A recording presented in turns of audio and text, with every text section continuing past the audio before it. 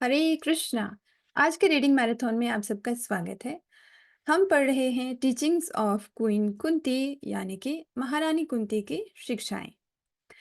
इस बुक के आज तक हम पढ़ चुके हैं चैप्टर 16 और आज का हमारा टास्क है चैप्टर नंबर 17, 18 एंड 19। तो बिना विलंब किए हम लोग शुरू करते हैं ताकि जल्द से जल्द हम ये आज का टास्क कंप्लीट कर सकें और उसमें हमारे लिए क्या शिक्षाएं दी गई हैं उनको समझ सकें। तो ये है हमारा चैप्टर नंबर 17 जिसका नाम है संसार का भार उतारना। तो सबसे पहले श्लोका पढ़ लेते हैं। भार अवतरण्य आयान्ये भुवो नाव इवो दधो सीदन्तया भरिभारेण जातो हयात्म भुवार्थित। कुछ कहते हैं कि जब यह संसार भार से बोझिल समुद्री नाव की भांति अत्यधिक पीड़ित हो उठ उठा तथा आपके पुत्र ब्रह्मा ने प्रार्थना की तो आप कष्ट का शमन करने के लिए अवतरित हुए हैं। भागवतम 1.8.34। ब्रह्मा परम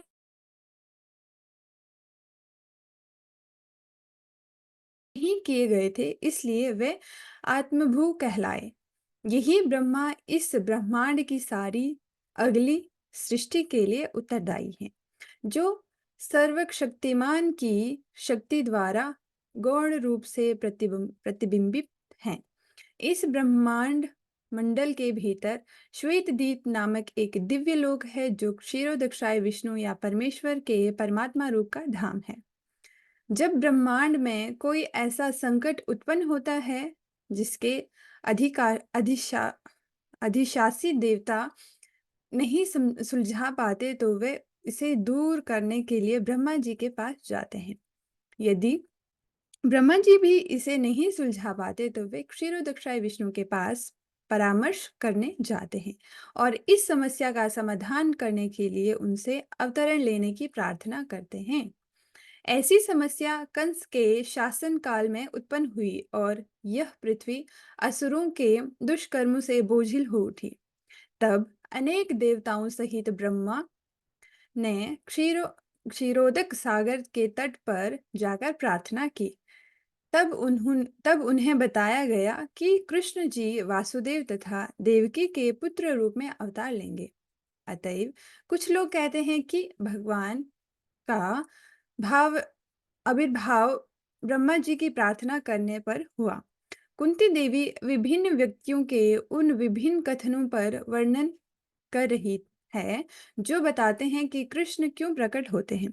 कुछ लोग कहते हैं कि कृष्ण वासुदेव तथा देवकी की प्रार्थना पर प्रकट हुए और कुछ कहते हैं कि वे ब्रह्मा की प्रार्थना पर प्रकट हुए। भार अवतरणान्याये भवो नामो इवोधदो। कुछ कहते हैं कि जब वे संसार भार से बोझिल समुद्री नाव की भांति अत्यधिक पीड़ित हो उठा तो वे उस भार को कम करने के लिए प्रकट हुए। जब संसार बोझिल हो उठता है तो युद्ध, महामारी, अकाल आदि आते हैं। यह प्रकृति के नियम है। यह पृथ्वी अंतरिक्ष में करोड़ों अन्य ग्रहों के मध्य तैर रही है और इन सबों में विशाल पर्वत तथा सागर हैं। यह पृथ्वी इसलिए तैरती है क्योंकि कृष्ण इसके भीतर उसी तरह प्रवेश कर जाते हैं जैसे वे परमाणु के भीतर करते हैं। इसका वर्णन भगवत गीता में हुआ है। माम आविश्य। यह पृथ्वी भार रहित नहीं है, यह अत्यंत भारी है, किंतु यह इसलिए तैरती है क्योंकि इसके भीतर परमात्मा रहते हैं। हर वस्तु आत्मा की उपस्थिति से प्रकाशित होती है। मनुष्य का शरीर जल पर तब तक तैरता है जब तक वह जीवित रहता है, किंतु आत्मा के निकलते ही शरीर तुरंत डूब जाता है। जब तक बच्चा जीवित रहता है तब तक हम उसे एक हाथ से उठाए चल सकते हैं, किंतु मरते ही वह भारी हो जाता है। अतएव यद्यपि अभी हम भारी हैं किंतु हम आध्यात्मिक रूप से आगे बढ़ जाएंगे तो हम सारी अड़चनों से मुक्त हो जाएंगे। अभी हम वायु में नहीं उड़ सकते किंतु आत्मा इतनी हल्की है कि जब यह शरीर से मुक्त होती है तो क्षण भर में आध्यात्मिक जगत या वैकुंठ लोक पहुंच सकती है। तब यह पृथ्वी क्यों कर बोझिल होती है। यह उन असुरों की उपस्थिति के कारण बोझिल हो उठती है जो भक्ति के विरोधी हैं। जब पृथ्वी माता को लगने लगा कि यह भार अत्यधिक है, तो वे पृथ्वी का भार उठाने के लिए कृष्ण आते हैं उतारने के लिए कृष्ण आते हैं। यदि जहाज में अत्यधिक बोझा लाद दिया जाए, तो उसकी स्थिति बहुत भयानक हो जाती है। वह किसी भी क्षण डूब सकती है। इसलिए जब असुरों से बोझिल होने के कारण माता पृथ्वी अत्यधिक बेचैन हो उठी, तो वह इस ब्रह्मांड के मुख्य जीव अम, ब्रह्मांड के मुख्य पुरुष ब्रह्मा के पास पहुंची। जब आवश्यकता पड़ती है, तो ब्रह्मांड के मुख्य पुरुष ब्रह्मा के पास पहुंचते हैं, जो भार कम करने के लिए विष्णु के पास जाते हैं। तब विष्णु या कृष्ण अवतार के रूप में प्रकट होते हैं। जैसा कि भगवत गीता में 4.7 में कहा गया है, यदा यदा हि धर्मस्य ग्लानिर्भवति भारत अभ्युत्थानम् अधर्मस्य तदात्मानं सृजाम्यहम्। हे भरतवंशी, जब भी जहां भी धर्म का पतन होता है और अधर्म का की प्रधानता होने लगती है, तब तब मैं अवतार लेता हूँ। जब राज्य में अत्यधिक अनाचार होने लगता है और अनेक अपराधी हो जाते हैं, तो राज्य बोझिल और व्यग्र हो उठता है और राज्य के अधिशासकों की समझ में नहीं आता कि वे क्या करें। इसी तरह जब पृथ्वी पर असुरों का, नास्तिकों का बोलबाला रहता है, तो उसका भार बढ़ता है और ब्रह्मांड के पवित्र अधिशासक देवतागण चिंतित हो उठते हैं। जब राज्य के लोग नियमों का पालन करते हैं, तो शासन सरलता से चलता है, किंतु यदि लोग अपराधी हैं, तो वे राज्य अधिशासकों के नाकों चने दबाने लगते हैं। कभी कभी ऐसी ही परिस्थिति से इस भौतिक का संतुलन डगमगाता है। असुर तथा देवता सदा से साथ साथ रहते हैं, किंतु जब आसुरी शक्ति बढ़ जाती है, तो जगत बोझिल हो उठता है। तभी देवतागण ब्रह्मा के पास सहायता के लिए जाते हैं।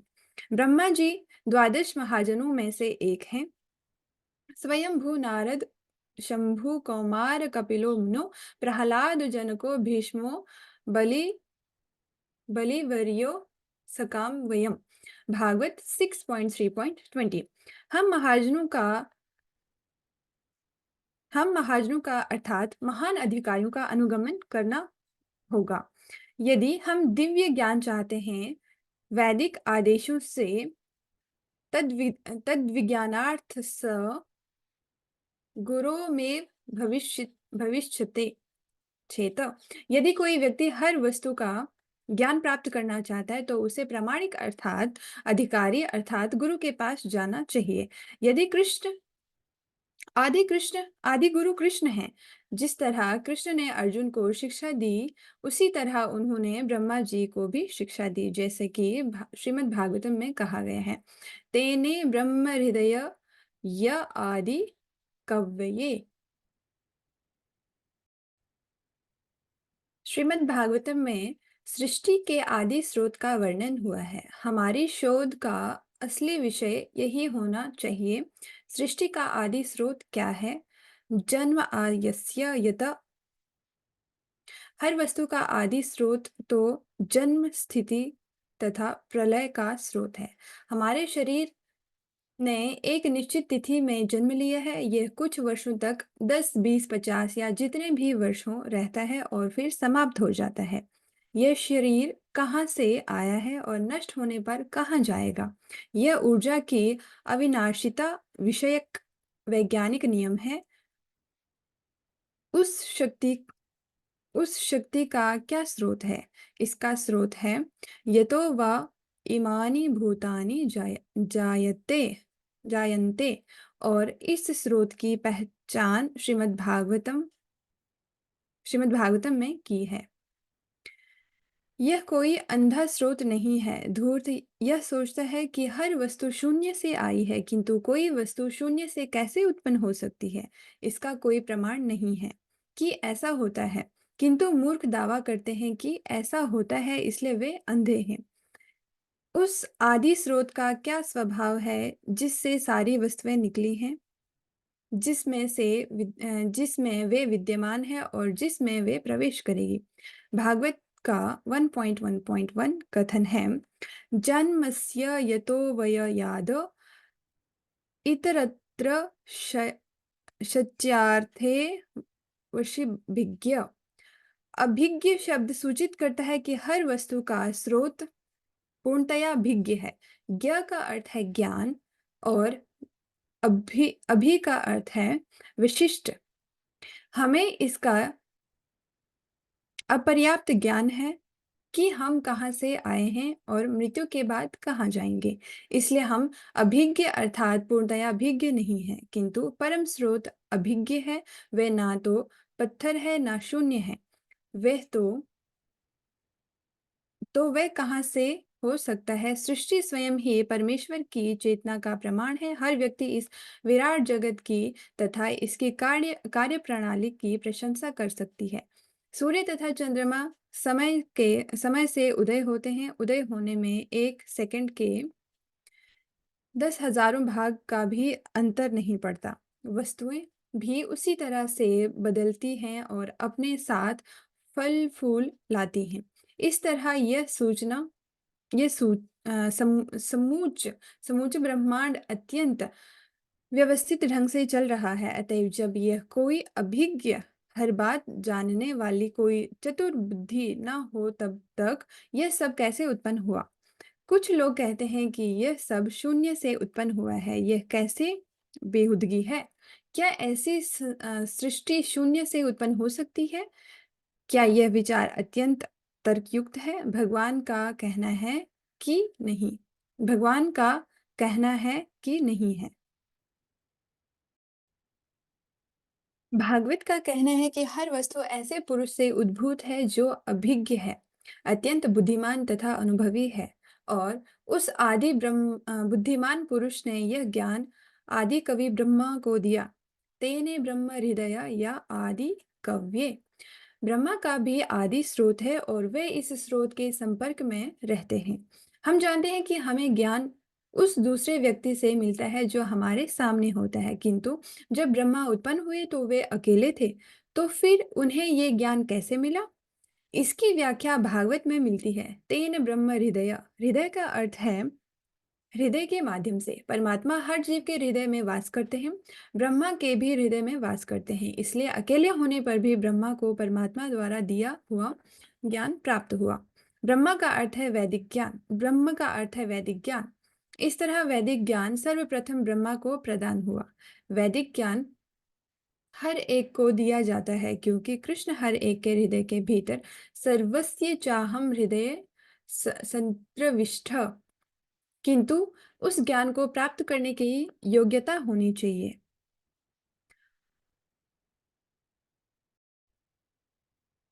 कृष्ण हमें परमात्मा के रूप में भीतर हैं, चैत्य गुरु तथा गुरु के रूप में बाहर से प्रदान करके हमारी सहायता करते हैं।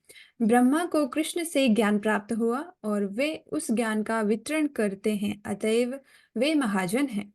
जिन 4 संप्रदायों द्वारा वैज्ञानिक ज्ञान वितरित किया जाता है, वे हैं ब्रह्मा तथा लक्ष्मी जी, शिव का तथा कुमारों का संप्रदाय। हमें इन संप्रदायों में प्रकट होने वाले किसी कृष्ण प्रतिनिधि के पास जाना होता है, तभी हम असली ज्ञान प्राप्त कर सकते हैं। इस तरह साक्षात पृथ्वी ब्रह्मा के पास पहुंची, जिन्होंने भगवान से प्रार्थना की। इस समय यह जगत असुरों से बोझिल हो रहा है। अतएव आपसे प्रार्थना है कि आप प्रकट हों। इसलिए कुछ लोग कहते हैं कि ब्रह्मा के इस अनुनय विनय पर भगवान प्रकट हुए, जिससे कि वे पृथ्वी का भार को हल्का करें। जब कृष्ण प्रकट होते हैं तो वे भक्तों की रक्षा करते हैं और असुरों का वध करते हैं। इसलिए नारायण रूप में कृष्ण के 4 हाथ होते हैं। वे 2 हाथों में असुरों को मारने के लिए चक्र तथा गदा लिए रहते हैं और अन्य 2 हाथों में भक्तों को वर देने तथा उनकी रक्षा करने के लिए शंख तथा कमल लिए रहते हैं। भगवान कहते हैं, कौन्तेय प्रति जाना ही नामे भक्तया परणक्षति।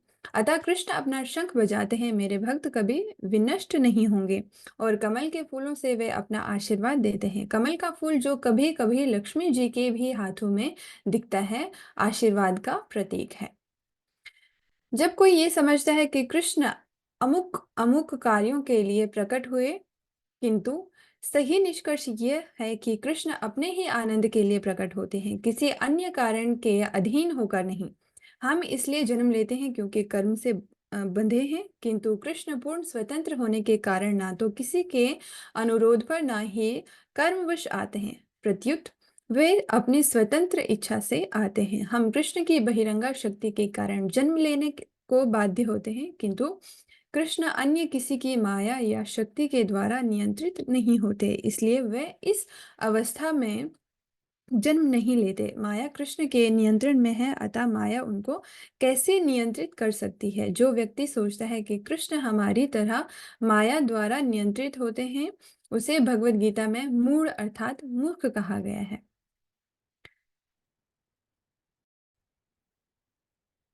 कृष्ण आदि नारायण हैं। सृष्टि के बाद उत्पन्न प्रथम जीव ब्रह्मा नारायण के पुत्र हैं। गर्भोदक्षाय विष्णु के रूप में नारायण पहले ब्रह्मांड में प्रविष्ट हुए। आध्यात्मिक स्पर्श के बिना पदार्थ सृजन नहीं कर सकता। जो लोग भौतिक सृष्टि के आदि कारण की खोज करते हैं, उन्हें जान लेना चाहिए कि आत्मा की उपस्थिति होने पर ही सृजन कार्य संभव है। आत्मा द्वारा पदार्थ सक्रियता नहीं होता, आत्मा पदार्थ द्वारा सृजित नहीं होता। बौद्धवाद के अनुसार प्राण की सृष्टि भौतिक अवस्थाओं द्वारा होती है। संप्रति सारा जगत इस बौद्धवाद से प्रभावित है, किंतु असलियत यह है कि पदार्थ का विकास प्राण की उपस्थिति में होता है।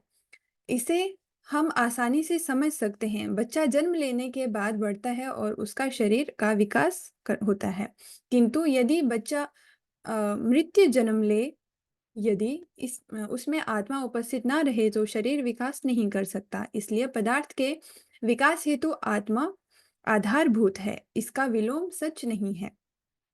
आखिर मृत बालक क्यों नहीं बढ़ता? क्योंकि आत्मा नहीं रहता। वृक्ष तब तक बढ़ता है जब तक उसमें जीवन रहता है। यदि हम बरगद का छोटा सा बीज अच्छी मिट्टी में बो दें और उसे सींचें तो वह उग उग उठेगा, क्योंकि उसमें आत्मा उपस्थित है। किंतु यदि इसी बीज को आग में भूनने के बाद बोएं तो वह उग नहीं सकेगा, क्योंकि उसमें आत्मा नहीं है। पदार्थ आत्मा की उपस्थिति के कारण ही बढ़ता है। यह नियम सृष्टि के प्रारंभ से ही चलता रहता है। सृष्टि के प्रारंभ में परमात्मा ने ब्रह्मांड ब्रह्मांड में प्रवेश किया और पहले जीव ब्रह्मा की उत्पत्ति विष्णु के द्वारा उदर से उगे कमल कमल फूल पर हुई। यदि ये मान लें कि जिस कमल पर ब्रह्मा उत्पन्न हुए वह पदार्थ है, तो हमें यह समझना होगा कि वह भी आत्मा से उगा है। इसलिए आत्मा सृष्टि का आधार है। क्योंकि जिस कमल के फूल पर ब्रह्मा उत्पन्न होते हैं वह विष्णु की नाभि से निकला है, इसलिए भगवान विष्णु पद्मनाभ कहलाते हैं। ब्रह्मा आत्मभू कहलाते हैं क्योंकि वह पिता नारायण या विष्णु से उत्पन्न हुए थे। उन्होंने माता लक्ष्मी का स्पर्श नहीं किया था। लक्ष्मी जी नारायण के निकट उनकी सेवा में रत थी। फिर भी लक्ष्मी जी के संपर्क में आए बिना ही नारायण ने ब्रह्मा को उत्पन्न जन्म दिया। यदि भगवान की सर्वशक्तिमत यही भगवान की सर्वशक्तिमत्ता है। जब हम शिशु उत्पन्न करना चाहते हैं तो हमें पत्नी की आवश्यकता पड़ती है, क्योंकि हम अकेले शिशु उत्पन्न नहीं कर सकते। किंतु कृष्ण या कि विष्णु ने अपनी पत्नी लक्ष्मी के बिना ही ब्रह्मा को उत्पन्न किया, क्योंकि वह किसी भी वस्तु पर आश्रित नहीं है। क्योंकि जो व्यक्ति मूर्खतावश नारायण को अन्य जीवों के समान मानता है, उसे इससे शिक्षा ग्रहण करनी चाहिए। वैदिक वाडम्य निषेध करता है कि अन्य जीवों को नारायण के समान स्तर पर सोचा जाए। वस्तु नारायणम देवे ब्रह्म रुद्रादिदेवते समस्त वेनेत विशिक्षते स पाषण्डी भवेत ध्रुवम। कुछ लोगों ने दरिद्र नारायण शब्द की खोज यह देखने के लिए की है कि नारायण दरिद्र हो गए हैं और जो भिखारी मेरे दरवाजे भीख मांगता है वह भी नारायण है। वैदिक साहित्य में इसे मान्यता नहीं मिलती। नारायण लक्ष्मी के स्वामी हैं और जो मूर्ख हैं वह ही सोचते हैं कि नारायण दरिद्र बन जाते हैं। धूर्त लोग कहते हैं कि नारायण ब्रह्म शिव सारे देवता आप में तथा अन्य सारे लोग समान स्तर पर हैं। यह मूर्खता है। नारायण असमोर्धव हैं, अर्थात इसका अर्थ है कि कोई ना तो उनके तुल्य है ना उनसे बड़ा है। इसलिए इसलिए स्वयं कृष्ण का आदि नारायण भगवत गीता में कहते हैं, मता परंतर नान्यता, मुझसे श्रेष्ठ कोई नहीं है, ना ही कोई उनसे उनके तुल्य है। असम का अर्थ है कोई उनके तुल्य नहीं है और अनूर्ध्व का अर्थ है कि कोई उनसे बड़ा नहीं है। भगवान की स्थिति ऐसी है। नारायण कोई सामान्य जीव नहीं है, वह स्वयं भगवान है और उनके दिव्य शरीर के सभी अंगों में सारी इंद्रियों की शक्तियां होती हैं। सामान्य जीव मैथुन द्वारा शिशु को जन्म देते हैं और इसके अतिरिक्त संतान उत्पन्न करने का कोई साधन उनके पास नहीं है। किंतु नारायण सर्वशक्तिमान हैं, अतएव वे अपनी नाभि से संतान उत्पन्न कर सकते हैं। उनके शरीर के अंग प्रत्यंग के में पूर्ण शक्ति होती है, जैसा कि ब्रह्म संहिता में 5.32 में कहा गया है। अंगानि यस्य सकलेन्द्रिय विद्यमन्ति। उदाहरणार्थ, मैं अपनी आंखों से देख सकता हूँ किंतु कृष्ण अपनी आंखों से खा भी सकते हैं। मूर्ख धूर्त कहते हैं कहेंगे, आप कृष्ण को ये भोजन अर्पित कर रहे हैं किंतु उन्होंने खाया कहाँ? यह तो जैसा का तैसा है। उन्होंने कुछ नहीं खाया। ऐसे लोग यह नहीं जानते कि कृष्ण देखकर ही खा सकते हैं, क्योंकि वे अपने दिव्य शरीर के किसी अंग से कोई भी कार्य कर सकते हैं। जब मथुरा में धोबी ने कृष्ण को कपड़े देने से इनकार कर दिया तो कृष्ण ने उस व्यक्ति के सिर को अपने हाथ से काटकर दिव्य शक्ति का प्रदर्शन किया। ये कैसे संभव है? यह भगवान की सर्वशक्ति मत्ता से ही संभव हो सका। भगवान पूर्ण है उन और अपनी विविध शक्तियों के द्वारा कुछ भी करने के लिए स्वतंत्र है। इसकी व्याख्या भगवत गीता के प्रारंभ में अभिज्ञ स्वराट शब्द द्वारा की गई है। स्वराट शब्द सूचित करता है कि वह किसी पर आश्रित नहीं है, वह आत्मतुष्ट या आत्माराम है। यही ईश्वर की योग्यता है। आजकल ईश्वर के आत्मविज्ञापित अनेकानेक अवतार हैं, दांत किंतु उनके दांत में भी दर्द होता है तो वह तुरंत ऊह ऊह करके चिल्लाते हैं और डॉक्टर से कहते हैं, मुझे बचाओ। यदि आप ईश्वर हैं तो अपनी रक्षा स्वयं कीजिए, डॉक्टर के पास क्यों जाते हैं? ऐसे लोग धूर्त हैं और कृष्ण भावनामृत के प्रसार में बाधक बनते हैं। इस संसार सॉरी इस समय सारा जगत ऐसे ही धूर्तों तथा असुरों से बोझिल है। पर अ, भगवान की भगवान की इच्छा से परमाणु बम उसकी प्रतीक्षा कर रहा है।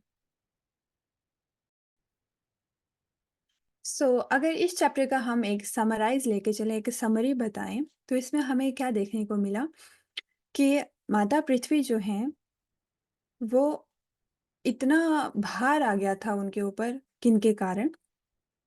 जैसे असुर लोग जो इतना पाप कर्म करते हैं उसके कारण बहुत उनको हैवी फील होता है और फिर वो क्या करती हैं, ब्रह्मा जी के पास जाती हैं और बहुत रोती हैं उनके सामने कि मेरे ऊपर इतना अम, अत्याचार हो रहा है। देखिए, पृथ्वी माता जो है वो हम सबकी माता है। जिस प्रकार हमारी बाकी माताएं होती हैं, पृथ्वी भी एक हमारी 6 प्रकार की माताएं होती हैं। उन 6 माताओं में से एक पृथ्वी माता भी हम सबकी माता है। तो पृथ्वी माता को बहुत टॉलरेंट बताया गया है। जैसे देखा जाए तो हम पृथ्वी पे कितना सारे कार्य करते हैं, घर बनाते हैं, पेड़ लगाते हैं, साथ में हम थूकते हैं उन पे, और तो और हम उन पर मलमूत्र तक का त्याग करते हैं। फिर भी वो इतना टॉलरेंट हैं, इतनी टॉलरेट करती हैं हम सबको। लेकिन एक समय ऐसा आता है कि उनकी जो टॉलरेंस होती है वो भी खत्म हो जाती है। वो कब? जब जो लोग होते हैं वो क्या करते हैं, पाप कर्म करते हैं। जैसे एग्ज़ाम्पल दी गई है कंस के टाइम पे और रावण के टाइम पे। उसी प्रकार अभी का समय अगर देखा जाए तो हर एक व्यक्ति रावण और कंस से कम नहीं है। इतने पाप कर्म किए जा रहे हैं और इसी प्रकार जैसे इसमें हमें देखने को मिलता है कि जब पाप कर्म ज़्यादा बढ़ते हैं तो क्या हो जाता है, महामारी आती है, सुनामी आती है, मतलब ऐसे नेचुरल डिज़ास्टर आते हैं। तो ऐसे ही जब पृथ्वी माता को बहुत बोझ फ़ील होता है तो वो कहाँ जाती हैं? ब्रह्मा जी के पास जाती हैं और ब्रह्मा जी के पास जाती हैं, उनसे प्रार्थना करती हैं कि ये मेरी इस समस्या का मुझे एक हल बताएँ। तो जब ब्रह्मा जी देखते हैं कि ये मेरे बस की बात नहीं है, मैं नहीं इसको सुलझा पा रहा हूँ, तो वो कहाँ जाते हैं? भगवान विष्णु के पास, जो कृष्ण का ही एक स्वरूप है। तो भगवान विष्णु क्षीरोदक्षाई विष्णु उनको बताते हैं, उनको मतलब उनके मन में उनको आज्ञा देते हैं कि ऐसा-ऐसा होगा, आप सबको बता दीजिए कि मैं कृष्ण रूप में अवतार लूँगा और माता धरती का बोझ जो है वो क्या करूँगा, हल्का करूँगा।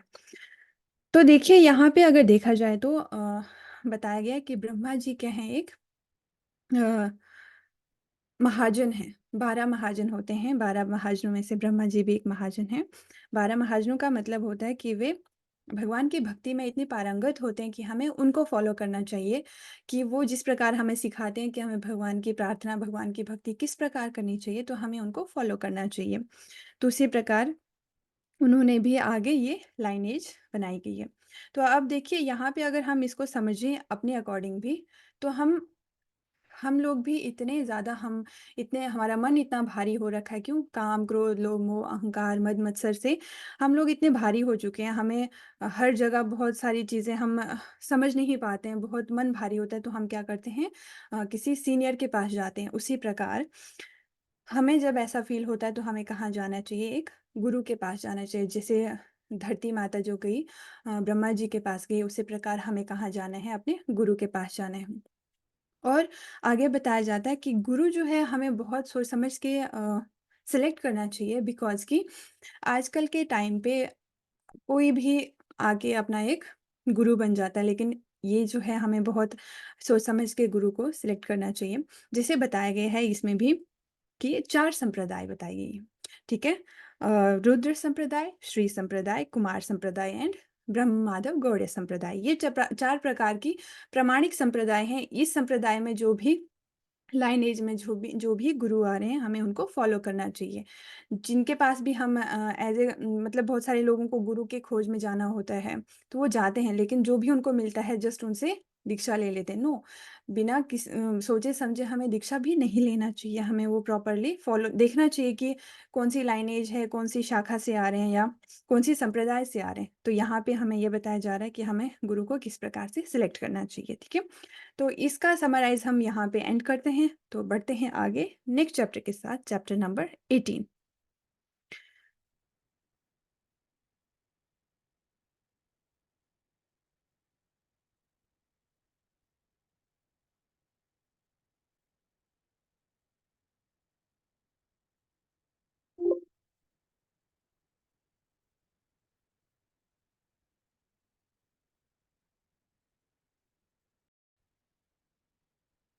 ये है चैप्टर नंबर 18, जिसका नाम है अज्ञान तथा कृष्ण से कष्ट से मुक्ति, सॉरी, अज्ञान तथा कष्ट से मुक्ति। श्लोका पढ़ते हैं। भवेस्मिन् कलुष्यमानानाम् अविद्याकामकर्मभिः श्रवणस्मरणं हर्याणि करिष्यन्ति केचन। और कुछ कहते हैं कि आप श्रवण, स्मरण, पूजन आदि की भक्ति को जागृत करने के लिए प्रकट हुए, जिससे भौतिक कष्टों को भोगने वाला बद्धजीव इसका लाभ उठाकर मुक्ति प्राप्त कर सके। भागवत 1.8.35। भगवद गीता में भगवान जोर देकर कहते हैं कि वे प्रत्येक युग में धर्म की स्थापना करने के लिए प्रकट होते हैं। यह धर्म भगवान द्वारा निर्मित होता है, कोई भी व्यक्ति नया धर्म निर्मित नहीं कर सकता, जैसे कि कुछ महत्वाकांक्षी लोग करने लगे हैं। वास्तविक धर्म यह है कि भगवान को परम सत्ता मानकर प्रगाढ़ प्रेम में उनकी सेवा की जाए। जीव को तो सेवा करनी है क्योंकि स्वाभाविक दृष्टि से वह इसीलिए बना है। जीव का एकमात्र कार्य भगवान की सेवा करना है। भगवान महान है और जीव उनके अधीनस्थ, मतलब अंडर। अतएव जीव का कर्तव्य उनकी सेवा करना मात्र है। दुर्भाग्यवश मोहग्रस्त जीव अज्ञानवश भौतिक इच्छा के कारण इंद्रियों के दास बन जाते हैं। ये इच्छा अज्ञान या अविद्या कहलाती है। ऐसी ही इच्छा से जीव विकृत विषयी जीवन पर केंद्रित भौतिक भोग के लिए तरह तरह की योजनाएं बनाते हैं। अतएव जीव परमेश्वर की अध्यक्षता में विभिन्न लोकों में विभिन्न शरीरों में देहांतर करके जन्म मृत्यु के चक्र में बंध जाता है। अतएव जब तक कोई इस अज्ञान की सीमा से बाहर नहीं चला जाता तब तक वह जीवन के विविध तापों से मुक्त नहीं हो सकता। यही प्रकृति का नियम है। फिर भी भगवान कष्ट भोगने वाले जीवों पर अधिक कृपालु होने के कारण अपनी अहेतुकी कृपावश उनके समस्त प्रकट होकर श्रवण कीर्तन स्मरण पूजन सत्वन आत्मनिवेदन तथा शरणागति से युक्त भक्ति के सिद्धांतों को जागृत करते हैं। उपर्युक्त में से सारी विधियां या किसी एक विधि को ग्रहण करके करने से बद्ध जीव अज्ञान के केंद्र से छूटकर बहिरंगी शक्ति द्वारा मोहित किए जाने से उत्पन्न भौतिक कष्टों से मुक्त हो जाता है। जीवों पर इस प्रकार की कृपा श्री चैतन्य महाप्रभु के रूप में भगवान द्वारा प्रदान की जाती है। इस महत्वपूर्ण श्लोक में भवेस्मिन का अर्थ है इस भौतिक जगत में। भव का एक अर्थ है उगना भी है और यह जन्म ले चुकने वाले का घोतन करता है। इस भौतिक जगत में 6 प्रकार के परिवर्तन होते हैं। सर्वप्रथम जन्म, फिर वृद्धि, फिर कुछ काल तक स्थिति, कुछ उत्पोत्पादों का सृजन और तब अंत, और एंड में अंत हो जाता है। यह 6 परिवर्तन षड विकार कहलाते हैं। उदाहरणार्थ शरीर का एक निश्चित दिन जन्म लेता है, फिर बढ़ता है, कुछ दिन रहता है, कुछ दिन रह आता है। शरीर से पुत्रों तथा पुत्रियों के रूप में तमाम उत्पाद उत्पन्न होते हैं। तब शरीर वृद्ध तथा जर्जर हो जाता है और फिर अत्यधिक वृद्ध होने पर समाप्त हो जाता है। किंतु शरीर के अंत होने पर मैं समाप्त नहीं होता। जब स्थूल शरीर का अंत हो जाता है तो वह भी मन, बुद्धि तथा अहंकार के सूक्ष्म शरीर में वर्तमान रहता है और यह सूक्ष्म शरीर मुझे अन्य शरीर में ले जाता है। यद्यपि सबों को यह सूक्ष्म शरीर धारण करना पड़ता है किंतु विज्ञानी तथा चिकित्सक इसे नहीं देख सकते। वे मेरे मेरे मेरे मन है और आपके भी मन है।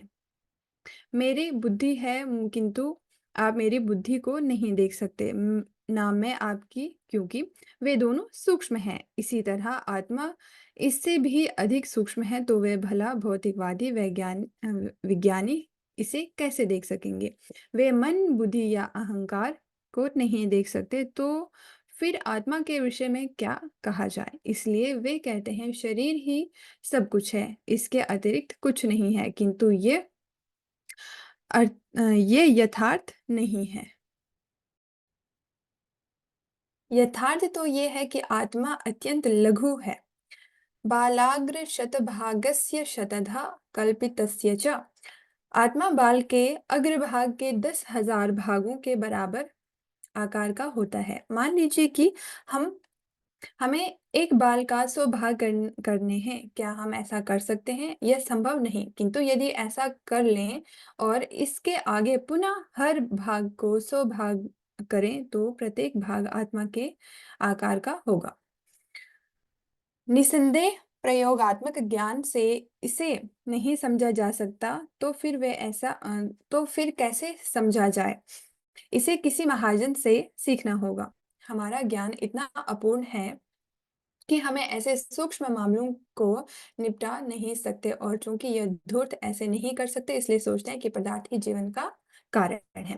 देखिए यहाँ पे जैसे एक सोल का साइज बताया गया है। सोल का साइज क्या है? वो जो हमारा बाल है उसका जो एंड पार्ट है उसको हमें कितना करना है? 10,000 10,000 हिस्सों में डिवाइड करना है, तो उसमें 10,000 हिस्सों में से जो एक हिस्सा होगा वो क्या होगा? सोल का साइज़ होगा। लेकिन बोल रहे हैं ये हमारे लिए अगर हम इसको प्रैक्टिकल करना चाहेंगे तो हमारे लिए बहुत मुश्किल मुश्किल नहीं इम्पॉसिबल है। तो इन सब छोटी-छोटी चीज़ों पे अगर हम अपना दिमाग लगाएँगे, अपना दिमाग लगाने की कोशिश करेंगे तो वो पॉसिबल नहीं हो पाएगा। वो हम कैसे समझ सकते हैं?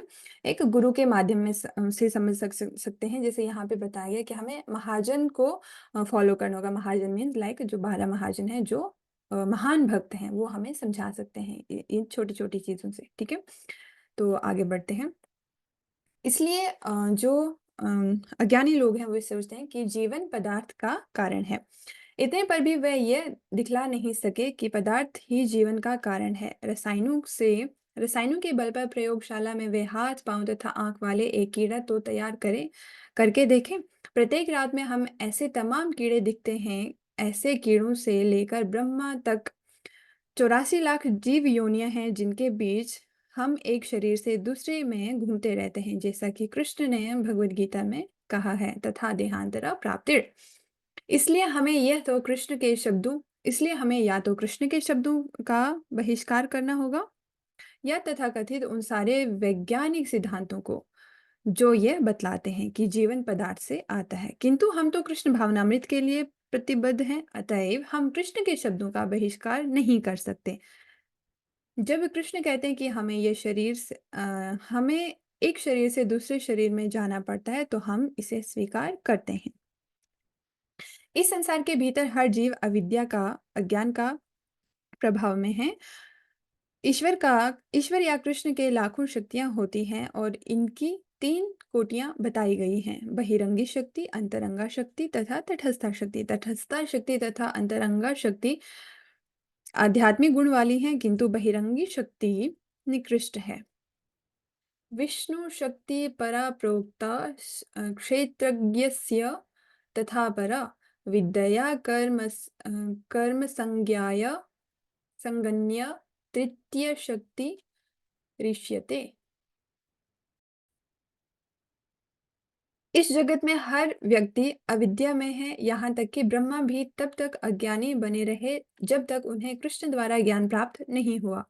इसलिए किसी व्यक्ति को अपने ज्ञान का गर्व नहीं होना चाहिए। इस जगत का हर व्यक्ति मूढ़ है, क्योंकि व्यक्ति चाहता है कि यदि मुझे ब्रह्मा का पद मिल जाए तो वह विशाल ब्रह्मांड की सृष्टि कर दूं। इस तरह उसे ब्रह्मा का शरीर मिलता है। और एक कीड़ा सोचता है, यदि मैं इस कमरे में छोटा सा छेद कर लूं तो मैं शांति से रह सकता हूं और खा पी सकता हूं।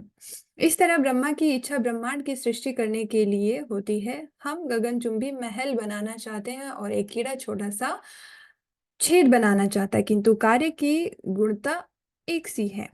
परंतु हम सभी मूर्ख हैं, क्योंकि हम ये नहीं सोचते कि ये सारी वस्तुएं भौतिक है, अतएव स्थायी नहीं है। अज्ञान के कारण हम सोचते हैं यह अच्छा रहेगा, वह अच्छा रहेगा। काम कर्म भी हम कोई इच्छा करते हैं और तब उसी के अनुसार कार्य करते हैं।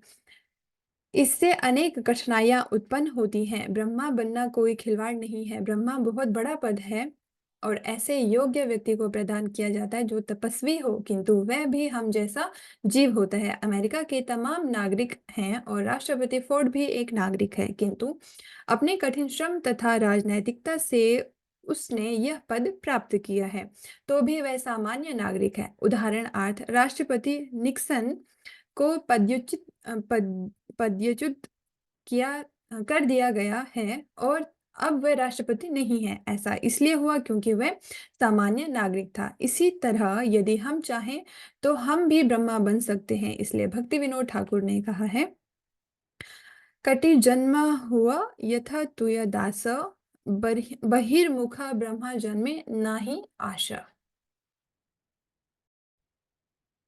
मुझे उस स्थान का कीट बनने दें जहां आपका भक्त उपस्थित है, क्योंकि यदि मैं भक्त के चरण कमलों की धूल में मरूं तो मेरा जीवन सफल हो जाएगा। भक्ति विनोद ठाकुर कहते हैं, बहिर्मुखा ब्रह्मा जन्मे नाही आशा। मैं ब्रह्मा नहीं बनना चाहूंगा यदि कृष्ण भक्त न हूं। क्योंकि हम अविद्या में या कि माया में है, अतएव हम किसी भी समय कृष्ण को भूल सकते हैं। इसलिए हमें कृष्ण भावनामृत में सदैव लगे रहना चाहिए, जिससे हमें जिससे हम उन्हें भूल ना जाएं। कुंती देवी ने श्रवण श्रवण समरम स्मरणम हरणानी द्वारा इसी की ओर संकेत किया है। हरण हरण का अर्थ है कृष्ण के अर्च विग्रह की पूजा। हरणी अहरण अहरण अहरण अर्च विग्रह की पूजा। मनुष्य को चाहिए कि वे अपने को कृष्ण के विषय में सुनने, स्मरण करने तथा पूजा करने में लगाए। कृष्ण भावनामृत आंदोलन के सारे केंद्र इसी उद्देश्य के लिए खोले जाते हैं, जिससे कीर्तन, नृत्य तथा पूजन में सुविधा हो और हम कृष्ण का चिंतन करें तथा तो संभवता है तो संभावना है कि जीवन के अंत में कृष्ण का स्मरण कर सके। अंते नारायणम स्मृति। हर काम के लिए अभ्यास आवश्यक है। उदाहरणार्थ, यदि कोई मंच पर नाचना चाहता है तो उसे नाचने का पूर्व अभ्यास करना होता है। जब वह दक्ष नर्तक बनकर मंच पर आता है तो लोग वाह वाह करते हैं, कितना अच्छा नर्तक है। किंतु कोई यह नहीं कह सकता कि मैं मंच पर जाते ही अच्छा नर्तक बन सकता हूँ। ऐसा संभव नहीं। यदि कोई यह कहे यदि कोई ये कहे, नहीं मैं पूर्व अभ्यास नहीं करूंगा, मुझे मंच दीजिए, मैं नाचूंगा, तो निर्देशक इसकी अनुमति नहीं देगा, क्योंकि अभ्यास के बिना अच्छा नर्तक नहीं बना जा सकता। जीवन का असली उद्देश्य जीवन के अंत में कृष्ण का स्मरण करना है। अंते नारायण स्मृति। यदि मृत्यु के समय कोई व्यक्ति कृष्ण का स्मरण कर सके तो उसका जीवन सफल हो जाता है। इस भौतिक जगत में मनुष्य को कष्ट उठाने ही होंगे, किंतु अज्ञान में डूबे होने के कारण धूर्त इसे समझने की परवाह नहीं करते। एक वचक वचक यह जानते हुए भी कि वह पकड़ा जाएगा और दंडित होगा, अपना धंधा नहीं छोड़ता। एक चोर जानता रहता है कि अपराधकारियों के लिए वह पकड़ा तथा दंडित किया जाएगा, और हो सकता है कि वह इसके पूर्व कई बार दंडित हो चुका हो, किंतु फिर भी वह उसी तरह अपराध को फिर करता है। पुनः पुनश्चर्विता चर्वनानाम। क्यों? अज्ञानवश। वह अज्ञान में इतना डूबा रहता है कि वह यह सोच ही नहीं सकता कि मैं बारंबार चोरी करता हूँ और बारंबार पकड़ा जाकर दंडित होने के लिए जेल खाने भेजा जाता हूँ। इसी तरह विषयी व्यक्ति अनेक बार रजित रोग से पीड़ित हो सकता है और उसे उपचार करना पड़ सकता है, तो भी वह वेश्या के पास फिर से जाता है। वह अवैध स्त्री संग है, किंतु वैध स्त्री संग में भी नाना कठिनाइयां हैं। संभोग के बाद स्त्री गर्भवती बन जाती है और उसे 10 मास तक कष्ट भोगना पड़ता है। फिर प्रसव के समय बहुत बड़ा खतरा रहता है। पुनः पुत्र जन्म लेने के बाद पिता को पुत्र की देखभाल करनी पड़ती है और उसकी शिक्षा के लिए धन जुटाने हेतु कठिन श्रम करना पड़ता है। इसलिए वैदिक साहित्य का कथन है, बहुधा खब खब खभाजा। वैद्य या अवैध स्त्री संग के बाद अनेकानेक कष्ट आते हैं। तृप्तयन्ति नेह कृपणा। किंतु जो अज्ञानी मूढ़ है वह तुष्ट नहीं होता, उल्टे वह बारंबार वही करेगा। पुनः पुण्य चर्विता चर्वनानाम। ये भवरोग कहलाता है। यन मैथुना निगृह मेधिस्थु हम ही तुच्छम यनेन करयोरवि दुख दुखम।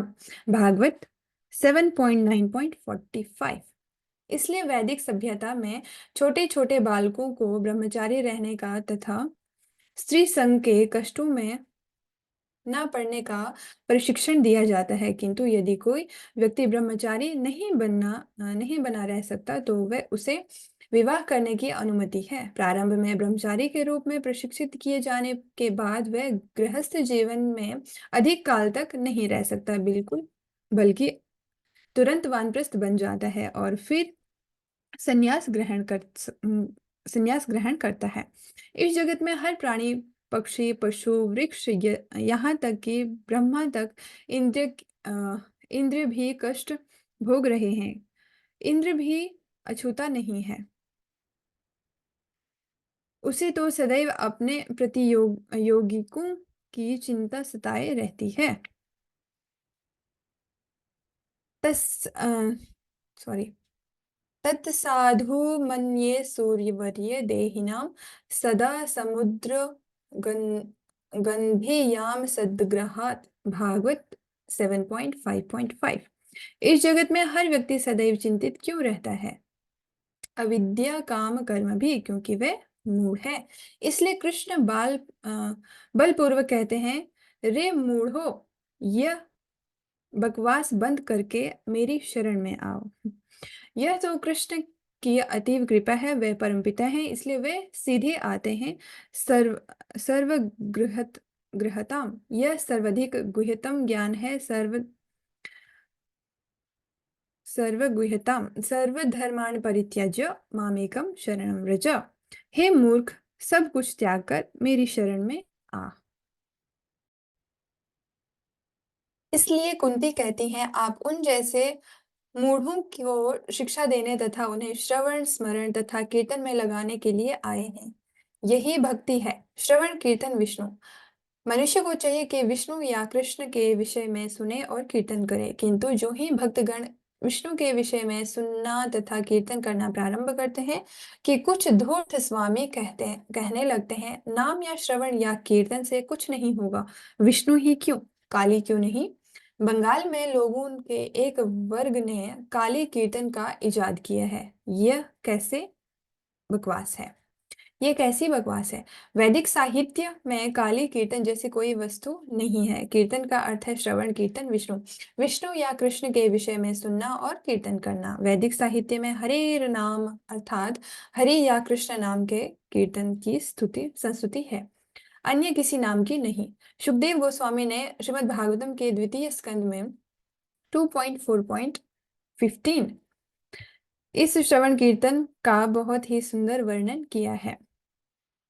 यत्य कीर्तनम यद्य स्मरणम यदि यदीक्षणम यद्वंदनम यत् श्रवणम यद्हरणम लोकस्य सदहो विधुनोति कल्मषम तस्मै समुद्र श्रवसे नमो नमः।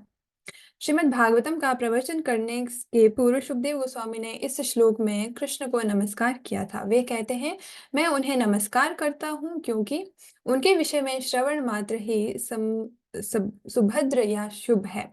संपूर्ण भागवत कृष्ण का गुणगान है और यह सुखदेव गोस्वामी द्वारा गुणगान है। वे कहते हैं कि यदि कोई व्यक्ति कृष्ण का गुणगान करता है, उनका ध्यान करता है अथवा कृष्ण के अर्च विग्रह के सामने बैठता है और यह सोचते हुए दर्शन करता है कि कृष्ण कितनी अच्छी तरह से वस्त्राभूषित हैं और राधा रानी कितनी अच्छी तरह सजी हैं, तो वह पूर्ण तरह शुद्ध बन जाता है। यदि यह उस व्यक्ति में कीर्तन करने की क्षमता नहीं होती या उसका मन इतना विचलित रहता है कि वह कृष्ण पर अपना मन स्थिर नहीं कर पाता, तो उसे यह अवसर प्रदान किया जाता है। यह अर्च विग्रह है, इसके दर्शन करो। यदि कोई अर्च विग्रह की सेवा में लग जाता है तो उससे चौबीसों घंटे दर्शन पाने का सुयोग प्राप्त होता रहता है। चाहे मंदिर की फर्श बुहारते, अर्च विग्रह का श्रृंगार करते, अर्च विग्रह को स्नान कराते या उन्हें भोजन अर्पित करते समय उनका दर्शन किया जा सकता है। यह भक्ति विधि है। किंतु लोग इतने मूढ़ हैं कि वे अर्च विग्रह के दर्शन तक करने नहीं जाते। वे सोचते हैं, ओह, यह अर्च विग्रह पूजा क्या है, यह तो मूर्ति पूजा है। मैं वे गांधी या अन्य किसी की मूर्ति की पूजा कर सकते हैं, किंतु जब उनसे अर्च विग्रह की पूजा देखने आ देखने आने को कहा जाए तो वे कहेंगे, नहीं, यह तो मूर्ति पूजा है। मैंने देखा है कि कलकत्ता में चौरंगी सकायर चौरंगी सकायर में आशुतोष बक्कर जी की मूर्ति है। उस पर पूरे वर्ष कौवे मल त्याग करते हैं और वह मल सूख जाता है। अतः वर्ष में एक दिन झाड़ू लगाने वाला प्रातःकाल मूर्ति की सफाई करता है और शाम में बड़े-बड़े लोग आकर उस पर फूल मालाएं चढ़ाते हैं। उस शाम के बाद वे चले जाते हैं और अगले प्रातःकाल को वे आकर पुनः मूर्ति पर मल त्याग कर जाते हैं। अतः इस प्रकार की पूजा मान्य है। आशुतोष मुखर्जी के मुख पर झाड़ू लगाने की पूजा। किंतु यदि हम कृष्ण का अर्च विग्रह लगाकर स्थापित कर दें और ढंग से उसकी पूजा करें तो लोग कहेंगे कि यह मूर्ति पूजा है। अतः लोग अविद्या में फंसकर उद्विग्न हैं। उन्हें जिस विधि से शिक्षा देकर अविद्या के चुंगल से छुड़ाया जाता है सॉरी वह भक्ति है। जैसा सुखदेव गोस्वामी ने बतलाया है, मनुष्य चाहे तो कृष्ण नाम का कीर्तन कर सकता है और कृष्ण का ध्यान कर सकता है, या फिर ध्यान न कर सकने पर वह बैठकर कृष्ण को देख सकता है और लाभान्वित हो सकता है। या यदि वह अधिक बुद्धिमान है तो वह स्तुति कर सकता है, और यदि वह दक्ष है तथा गुरु द्वारा प्रशिक्षित है तो वह पूजा कर सकता है।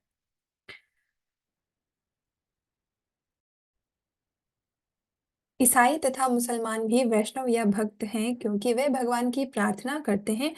वे कहते हैं, हे ईश्वर, हमें रोजी रोटी दें। जो लोग ये प्रार्थना करते हैं वे भले ही कम जानते हैं और निम्न पद पर हों, किंतु यह शुभारंभ है क्योंकि वे ईश्वर के पास तक पहुंचते हैं। गिरजाघर या मस्जिद में जाना भी पवित्र है, इसलिए जो लोग इस तरह प्रारंभ करते हैं वे एक ना एक दिन शुद्ध वैष्णव बन जाएंगे। किंतु ये नास्तिकवादी प्रचार कि मनुष्य को गिरजाघर, मंदिर या मस्जिद नहीं जाना चाहिए, मानव समाज के लिए अत्यंत घातक है। कोई भले ही बहुत बड़ा चढ़ा ना हो किंतु ईश्वर को समझने के लिए उसे कुछ ना कुछ करना चाहिए। बच्चे को पाठशाला भेजा जाता है और वह वहां चाहे क ख ग ही क्यों ना पढ़े, किंतु यदि उसमें रुचि होती है तो वह एक ना एक दिन वह अच्छा विद्वान बन जाता है। मनुष्य अपना धर्म छोड़कर पूर्णतया धर्मनिरपेक्ष क्यों बने और वे फैक्ट्री क्यों खोलें जिसमें वे पुर्जे तैयार करें तथा कठिन परिश्रम करें और शराब पिएं तथा मांस खाएं। यह किस प्रकार की सभ्यता है? कहीं इसी तथाकथित सभ्यता के कारण तो लोग कष्ट नहीं भोग रहे। अविद्या के कारण ही लोग सोचते हैं कि फैक्ट्रियां खोलकर वे सुखी बन सकेंगे। वे फैक्ट्रियां क्यों खोलें? उनकी कोई आवश्यकता नहीं है। भूमि इतनी है कि मनुष्य इसमें अपना भोजन उत्पन्न करके बिना किसी फैक्ट्री की अच्छी तरह खा पी सकता है। फैक्ट्री दूध या अन्न को उपजा नहीं सकती। इस समय विश्व भर में जो खाद्य अभाव है वह ऐसी फैक्ट्रियों के ही कारण है।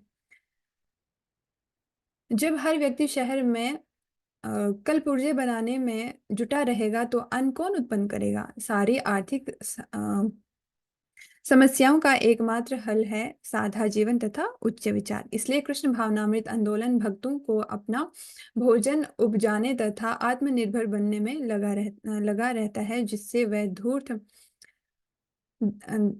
धूर्त देख ले कि किस तरह शांतिपूर्वक रहा जाता है। अपना उगाया अन्न खाया जाता है, दूध पिया जाता है और हरे कृष्ण कीर्तन किया जाता है। कृष्ण भावनामृत की विधि का विश्व भर में तेजी से प्रसार किया जाना चाहिए। केवल अर्च विग्रह के दर्शन करने या केवल हरे कृष्ण महामंत्र के कीर्तन में सम्मिलित होने से लोगों को अपार लाभ प्राप्त हो सकेगा। यदि कोई व्यक्ति कीर्तन करता है तो वह कृष्ण के विषय में सोच सकेगा। वह सोचेगा, मैं 2 घंटे तक नाचा और हरे कृष्ण कीर्तन करता रहा, इसका क्या अर्थ है? यही स्मरण है। कृष्ण के विषय में सोचना। वह यह भी सोच सकता है, मैं व्यर्थ ही 2 घंटे तक कृष्ण कृष्ण का कीर्तन करता रहा, किंतु यह भी स्मरण है। चूंकि कृष्ण भावनामृत आंदोलन फैल रहा है, इसलिए लोग हमारी कृष्ण विषयक पुस्तकें खरीद रहे हैं। उत्सुक होने के कारण वे कहते हैं, ये कृष्ण क्या बला है, चलो ये पुस्तकें देखें। तब वे तुरंत राधा तथा कृष्ण का चित्र देखते हैं और पुस्तकें खोलने पर वे और अधिक देखेंगे। में कृष्ण के गुण गाने वाली अनेक प्रार्थनाएं हैं, इसलिए कुछ लोग इन्हें सुनेंगे। भक्ति की श्रवण, कीर्तन, स्मरण आदि विधियां इतनी पूर्ण हैं कि इनका अभ्यास करने से चाहे सबों की या किसी एक विधि का मनुष्य शुद्ध बन सकता है। इसलिए सुखदेव गोस्वामी स्तुति करते हैं, मैं भगवान की पूजा करता हूँ क्योंकि एकमात्र उनके स्मरण से, उनका गुणगान करने से या उनके दर्शन से अनेकानेक लाभ प्राप्त होते हैं। सुखदेव गोस्वामी 12 महाजनों में से एक हैं और हमें इन महाजनों का अनुसरण करना चाहिए। वे पुष्टि करते हैं कि भक्त की इन विधियों को संपन्न करने में मनुष्य भौतिक कल्मश से रहित हो सकेगा। कब? सद्य तुरंत तुरंत बिना प्रतीक्षा किए कृष्ण भावनामृत आंदोलन का यही सबसे बड़ा लाभ। इस चैप्टर में हमें पढ़ा कि जो एक व्यक्ति है वो कितना मिसडायरेक्टेड है, उसको नहीं पता है उसने जन्म लिया है तो किस लिए लिया है और उसके जन्म का जो उद्देश्य है वो क्या है। तो यहाँ पे देखा जा रहा है कि जो व्यक्ति है वो क्या कर रहा है, ऐसी चीज़ों के लिए एंडेवर कर रहा है जिसके लिए एंडेवर करने की आवश्यकता ही नहीं है। जैसे एक चोर है, वो क्या कर रहा है, चोरी करता है किस लिए, जस्ट सिर्फ क्या किस लिए, भोजन प्राप्त करने के लिए या अपना जीवनी चलाने के लिए, या तो अपने सेंसेस को ग्रेटिफाई करने के लिए, अपने इंद्रियों की तुष्टि के लिए एक व्यक्ति क्या करता है, वेश्या के पास जाता है just to satisfy their senses. But senses को सेटिस्फाई करना इस मनुष्य जीवन का उद्देश्य नहीं है। सेंसेस सेटिस्फाई होने तक हमें कुछ समय के लिए हमें बहुत प्रसन्नता होती है, लेकिन उसके बाद क्या होता है, उसका परिणाम भी भोगने को मिलता है। जैसे प्रभुपाद परपट में बताते हैं कि अगर एक व्यक्ति जो है वो वेश्या के पास जाता है तो वहां से क्या हो जाएगा, उसकी बहुत सारी बीमारियां हो जाएंगी। हालांकि उसने अपनी सेंसेस को सेटिस्फाई, उसके बदले में उसको क्या मिला, बहुत सारी बीमारियां। या कोई व्यक्ति विद इन फैमिली लाइफ भी अगर अपनी पत्नी से भी संभोग करता है तो उसका भी उसको क्या परिणाम मिलता है, बीवी जो है वो क्या हो जाती है, प्रेग्नेंट हो जाती है, फिर बच्चा होता है, फिर उसको पूरा जीवन समर्पित करना पड़ता है उनके लिए। लाइक उनको हर एक चीज़ प्रोवाइड करनी है, शिक्षा देनी है, किस प्रकार उनका पूरा मेंटेन करना है उनका लाइफ को। तो हम ऐसी चीज़ों के लिए एंडेवर कर रहे हैं जिसके लिए आवश्यकता है ही नहीं। लेकिन हमें जो मनुष्य जीवन मिला हुआ है वो इन सब चीज़ों के लिए नहीं मिला हुआ है, ये तो सेकेंडरी लेवल पे है। लेकिन प्राइमरी ड्यूटी जो है वो ह्यूमन लाइफ की वो क्या है, अथा तो ब्रह्म जिज्ञासा। क्या करना है, हमें ये जानना है, हमें सबसे पहले ये रियलाइज होना चाहिए कि हम हैं कौन और हमारा उद्देश्य क्या है। जैसे प्रभुपाद बता रहे हैं कि मनुष्य जीवन का जो उद्देश्य है वो क्या है, भगवान की प्रेममय सेवा करना। क्योंकि जो मनुष्य का जो कॉन्स्टिट्यूशनल पोजीशन है वो क्या है, भगवान का नित्य दास। तो वो हमें कैसे प्राप्त हो पाएगा, जस्ट हमें वापस एंड में श्री प्रभुपाद बता रहे हैं कि हमें महाजनों को फॉलो करना है। जैसे सुखदेव गोस्वामी हैं, वो भी 12 महाजनों में से एक आते हैं। हमें अपने स्पिरिचुअल मास्टर को और एक संप्रदाय में कनेक्ट होके हमें उस चीज़ का हमें बहुत प्रॉपरली पता चल सकता है। और जब पता लगेगा तो हमें उन एक्टिविटीज़ को प्रॉपरली परफॉर्म करना है और हम इस मनुष्य जीवन का उद्देश्य शीघ्रता से प्राप्त कर सकते हैं। इस चैप्टर को हम यहाँ पे एंड करते हैं और नेक्स्ट चैप्टर स्टार्ट करते हैं।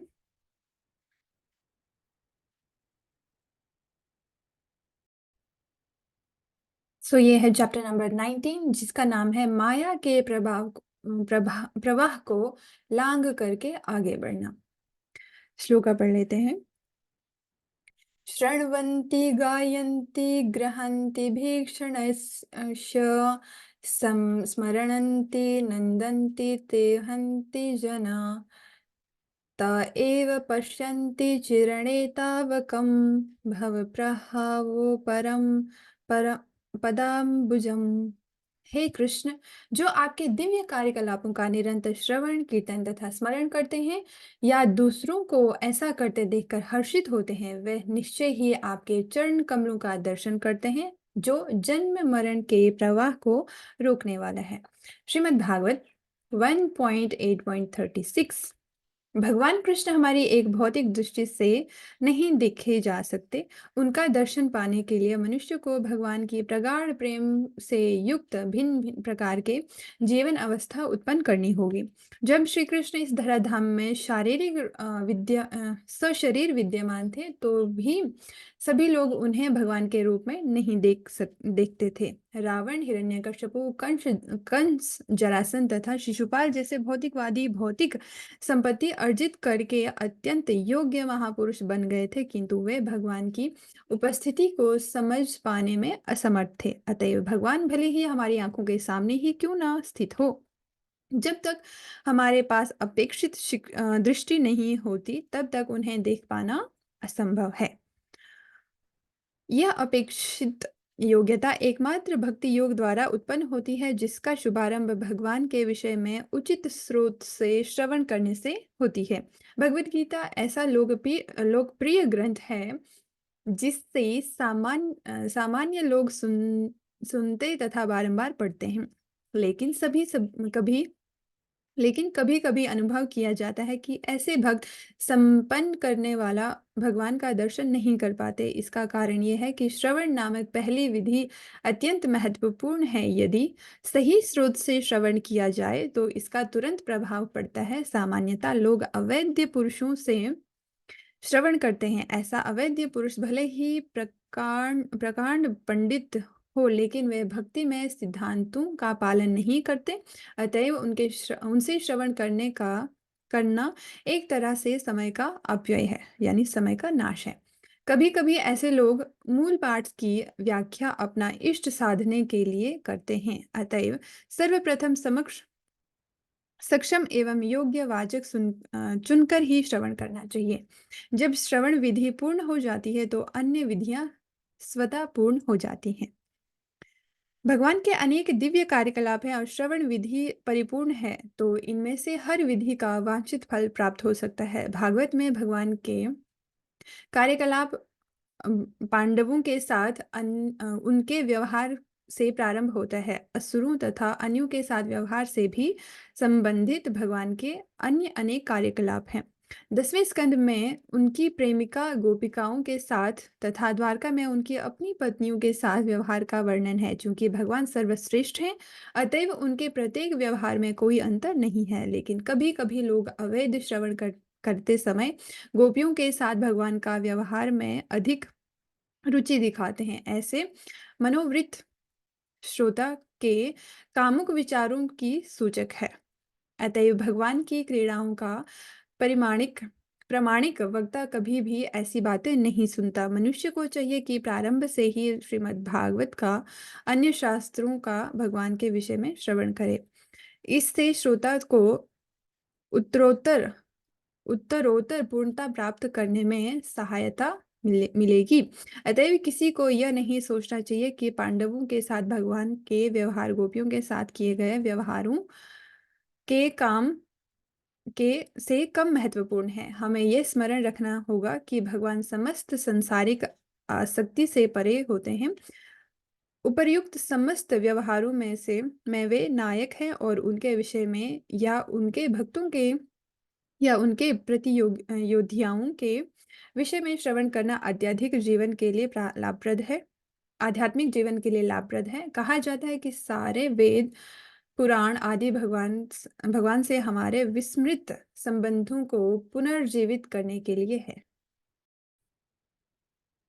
पिछले श्लोकों में कुंती देवी ने बतलाया कि जो लोग इस भौतिक जगत में आए हैं वे गधों की तरह कठोर परिश्रम करते हैं और उनके ऊपर इतना बोझ है कि वे उसे सहन नहीं कर सकते, क्योंकि उनकी काम वासनाओं ने उन पर भारी कार्य का बोझा डाल रखा है, जिससे वे सदैव कष्ट में रहते हैं। इसलिए कृष्ण ऐसी प्रणाली चलाने के लिए आते हैं जिससे मनुष्य इस निरंतर कष्टकर जीवन से छुटकारा पा सके। धर्म ईश्वर के नियमों से युक्त होता है। जो लोग इसे नहीं मानते वे सोचते हैं कि धर्म का अर्थ श्रद्धा है। भले ही आपकी श्रद्धा किसी एक वस्तु पर हो और मेरी श्रद्धा अन्य वस्तु पर, और भले ही मैं आप पर विश्वास करूं और आप मुझ पर विश्वास करें या ना करें, यह धर्म नहीं है। इतना ही नहीं, एक माना हुआ धार्मिक मिशन है जिसका कहना है कि अपना मार्ग बना सकते हैं। यत मत तत्पथ, यतो मत ततो पथ। आप जो सोचते हैं वही सही है, यही इसका दर्शन है, किंतु यह विज्ञान है। मान लीजिए कि मैं पागल हूँ, तो क्या जो भी मैं सोचता हूँ वह सही है?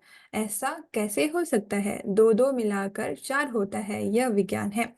किंतु यदि मैं विश्वास करूँ कि 2-2 मिलाकर 5 या 3 होता है, तो क्या यह सही होगा? नहीं। इसी तरह ईश्वर के नियम हैं, और जब धर्मस्य ग्लानि इन नियमों से विचलन होता है, तो हम कष्ट पाते हैं। जिस तरह राज्य के नियमों का उल्लंघन करने से हम दंड के भागी हो सकते हैं, उसी तरह ईश्वर के नियमों का उल्लंघन करते ही हम अनेकानेक दुख पाते हैं। तो इन दुखों से किस तरह छूटा जाए? कृष्ण हमें भक्ति योग प्रदान करके हमें मुक्त करने आते हैं। वे कहते हैं यह करो, और यदि हम उसे करते हैं तो हमें राहत मिलती है। प्रहलाद महाराज उल्लेख करते हैं कि इस भक्ति योग में 9 बातें आती हैं। श्रवणं कीर्तनं विष्णु स्मरणं पादसेवनम् अर्चनं वन्दनं दास्यं साख्यम् आत्मनिवेदनम् इति पुंसां पीडिता विष्णु भक्ति चेतन वल्लक्षणा क्रियते भगवद्युद्धः तन्मन्ये धीतमुत्तमम्।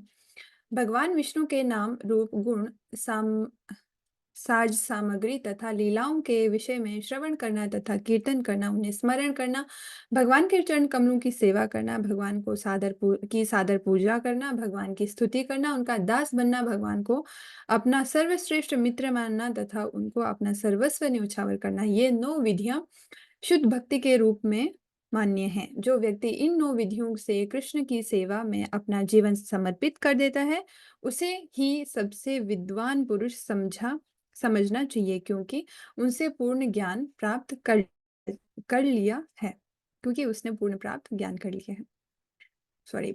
प्राप्त कर लिया। श्रवण का अर्थ है किसी के कार्यों, रूप, गुण, साज्य सामग्री आदि के विषय में सुनना। यदि मैं किसी के विषय में सुनना चाहता हूँ, तो उसके कुछ कार्य होने चाहिए। हम इतिहास के बारे में सुनते हैं, और इतिहास है क्या? यह विभिन्न युगों के विभिन्न पुरुषों के कार्य का रिकॉर्ड ही तो है। जो ही श्रवण का प्रश्न उठे, हमें पूछना चाहिए कि हम किस विषय में सुनेंगे। श्रवणम कीर्तनम विष्णु। हमें भगवान विष्णु या कृष्ण के कार्यों के विषय में सुनना चाहिए, समाचार पत्र की खबरों के बारे में नहीं।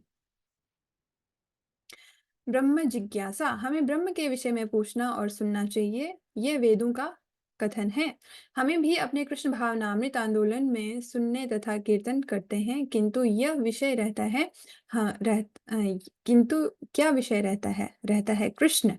हम बाजार भाव या शेयर के मूल्य के विषय में नहीं सोचते। हम कृष्ण के विषय में सुनते हैं। जब श्रवण होता है, तो बोलना या कीर्तन करना हो तो कीर्तन करना भी होना चाहिए।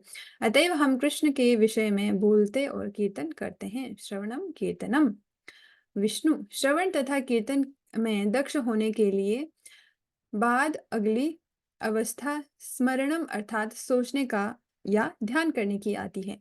सर्वप्रथम श्रवण से प्रारंभ करना चाहिए, अन्यथा ध्यान कैसे हो सकता है? यदि ध्यान की विषय वस्तु ज्ञात ना हो, तो ध्यान का प्रश्न ही नहीं होता। अतएव कृष्ण के विषय में श्रवण तथा कीर्तन अवश्य होना चाहिए। श्रवणम कीर्तनम विष्णु। योग में वास्तविक ध्यान का लक्ष्य चतुर्भुजी विष्णु मूर्ति का दर्शन पाना होता है, जो कि हृदय के भीतर स्थित भगवान का स्वरूप है। यही असली ध्यान है। अब धूर्तों ने अन्य विधियां निकाल ली हैं, जिन्हें वे ध्यान कहते हैं, किंतु असल में तो ध्यान है नहीं। इंद्रियां अत्यंत चंचल होती हैं, और वे मन के साथ कभी इधर जाती हैं तो कभी उधर। किंतु अष्टांग योग पद्धति से, जिसमें आसन, श्वास आदि का नियम किया जाता है, मनुष्य अपने इंद्रियों को वश में करके मन को विष्णु के रूप में एकाग्र कर सकता है। यह एकाग्रता समाधि कहलाती है, और योग का असली लक्ष्य यही है।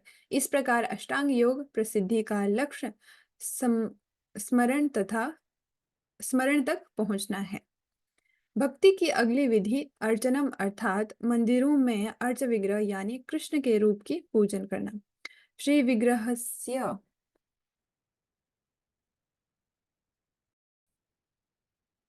श्री विग्रहाराधन नित्यानाना श्रृंगार तन्मंदिरमार्जनादो।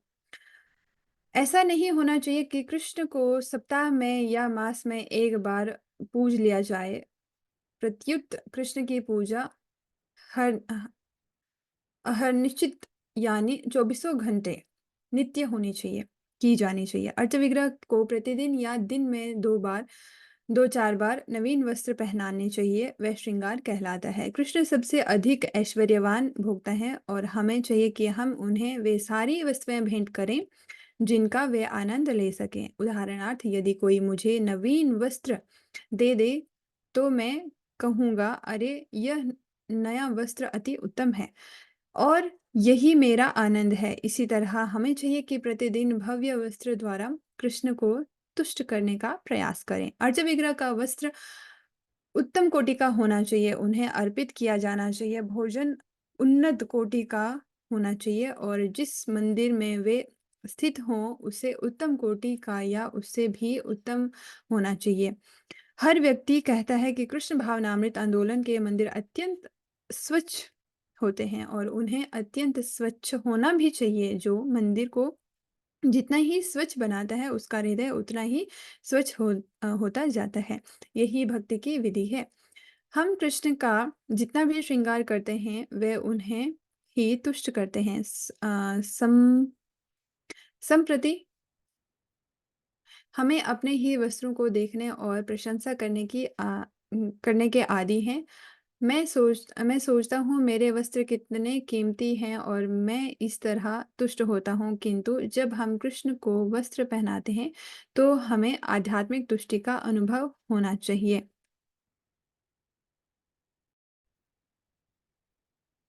युक्तस्य भाक्तांस नियुंजतोपि वंदे गुरु श्री चरणारविंदम। यह गुरु का धर्म है कि अपने शिष्यों को इस तरह से अर्च विग्रह की पूजा करने में लगाएं और हम ऐसे ही गुरु की वंदना करते रहें। शृण्वन्ति शब्द से कुंती देवी इंगित करती हैं कि हमारा पहला कर्तव्य कृष्ण के विषय में श्रवण करना होना चाहिए। मनुष्य को सुनने के लिए उत्सुक होना चाहिए। हम कॉलेज की फीस क्यों देते हैं और कॉलेज क्यों जाते हैं? सुनने के लिए। वहां बैठकर विद्वान प्रोफेसर से सुनकर हम ज्ञान प्राप्त करते हैं। इसलिए भक्त सदैव कृष्ण के विषय में सुनता रहता है। जो लोग कृष्ण भावनामृत का अनुशीलन करते हैं उनका पहला कार्य सुनना है। यदि किसी ने वास्तव में कृष्ण के विषय में सुन लिया, वह भक्ति योग में उसका अगला कार्य होगा कीर्तन करना। गायंती, पहले शृण्वन्ति देन गायंती। कृष्ण भावनामृत आंदोलन में प्रचारक गांव-गांव तथा नगर-नगर जाते हैं। क्यों? उनका क्या प्रयोजन है? प्रचार करना, कीर्तन करना, जिससे लोगों को इस दर्शन को सुनने तथा गंभीरता से इसे ग्रहण करने का अवसर मिल सके। गृणन्ति, अभीक्षण शब्द सूचित करता है कि इन कार्यों को निरंतर चौबीसों घंटे बिना रुके चलते रहना चाहिए। श्रवणम कीर्तनम चलते रहना चाहिए। इसलिए चैतन्य महाप्रभु की संस्तुति है, कीर्तनिए सदा हरि, सदैव हरि नाम का कीर्तन करें। मनुष्य को 24 घंटे कीर्तन करते रहना चाहिए। यही कृष्ण भावना भावित भक्तों का कार्य है। कोई चाहे तो भक्ति की सारी विधियां अपना सकता है या किसी एक को मात्र श्रवण पर्याप्त होगा। परीक्षित महाराज और कुछ ना करके सुखदेव गोस्वामी के समक्ष अपने जीवन के अंतिम 7 दिन बैठे ही रहे और सुनते रहे। यदि कोई व्यक्ति और कुछ ना करके केवल सुनता है, यदि मंदिर में केवल बैठा रहता है और जब भगवत गीता का प्रवचन होता है तो सुनता रहता है, तो इतना पर्याप्त है। यदि आपकी समझ में नहीं भी आए तो भी सुनते रहें। ध्वनि या मंत्र आपके लिए सहायक होगा। शब्द या अर्थ को समझना महत्वपूर्ण नहीं होता, भले ही कोई संस्कृत व्याकरण ना जानता हो। किंतु भक्ति तो अप्रतिहतता है, अर्थात रोके नहीं रुकती। आ जाए भक्ति की प्रगति को कोई भी चीज रोक नहीं सकती, अतएव मनुष्य को चाहिए कि श्रवण की इस विधि को अपनाए जिस रूप से चैतन्य महाप्रभु ने संस्तुति की है। जब चैतन्य महाप्रभु ने संन्यास ग्रहण कर लिया तो श्री चैतन्य महाप्रभु के पिता जगन्नाथ मिश्र और श्वशुर नीलांबर चक्रवर्ती के सहपाठी सार्वभौम भट्टाचार्य ने श्री चैतन्य महाप्रभु की निंदा की थी। इस इस संबंध के अवसर सार्वभौम भट्टाचार्य श्री चैतन्य महाप्रभु के पितामह तुल्य थे, अतः उन्होंने श्री चैतन्य महाप्रभु से कहा, तुम केवल 24 वर्ष के छोकरे हो और तुमने अभी से संन्यास ले लिया है। संन्यास को धारण करना बहुत ही कठिन है क्योंकि नवयुवक के लिए इस जगत में अनेकानेक आकर्षण हैं, अतएव तुम वेदांत सूत्र का श्रवण करो। सार्वभौम भट्टाचार्य मायावादी विचारधारा के थे और इससे सूचित होता है कि श्रवण का महत्व मायावादी में भी है और वेदांत सूत्र के सुनने पर बल देते हैं। वैष्णव अर्थात कृष्ण भक्त भी वेदांत सूत्र सुनते हैं, किंतु इन मायावादियों से नहीं जो इसकी गलत व्याख्या करते हैं, श्रवण विधि को दूषित कर देते हैं। वैष्णव लोग वेदांत सूत्र की व्याख्या नहीं करते, वे उनका वास्तविक श्रवण करते हैं। जब कृष्ण कहते हैं मैं परम हूँ, तो वैष्णव जन इसे स्वीकार करते हैं और श्रवण की यही उचित विधि है। यदि कोई वेदांत सूत्र या भगवत गीता की मनमानी व्याख्या कहकर करता है कि कृष्ण का अर्थ आमुख है और कुरुक्षेत्र का अर्थ आमुख है, तो वह अपना समय व्यर्थ गंवाता है। मनुष्य को चाहिए कि इन ग्रंथों का श्रवण यथारूप में करें। इस तरह यद्यपि चैतन्य महाप्रभु सार्वभौम भट्टाचार्य से वेदांत सूत्र सुनने के लिए सहमत हो गए, किंतु वे कई दिनों तक सुनते ही रहे। उन्होंने कोई प्रश्न नहीं पूछा। अंत में सार्वभौम भट्टाचार्य ने उनसे कहा, हे बालक, तुम सुनते रहे हो किंतु कोई प्रश्न नहीं पूछ रहे, ऐसा क्यों है? क्या तुम समझ नहीं पा रहे हो? तुम मौन हो, इसका क्या कारण है? चैतन्य महाप्रभु ने उत्तर दिया, हाँ, मैं समझ रहा हूँ, किंतु मैं इसलिए मौन हूँ क्योंकि आप वेदांत सूत्र की व्याख्या मनमाने ढंग से कर रहे हैं। इसलिए मैं वेदांत सूत्र के श्लोकों को सुन रहा हूँ, किंतु आपको नहीं सुन रहा। सॉरी। इस तरह उन्होंने परोक्ष रूप में कहा, आप मूर्खतापूर्ण अर्थ कर रहे हैं। बाद में उन्होंने कहा, वेदांत सूत्र के श्लोक सूर्य प्रकाश के तुल्य हैं, किंतु आपकी व्याख्याएं उन बादलों के तुल्य हैं जो उन्हें ढक लेती हैं।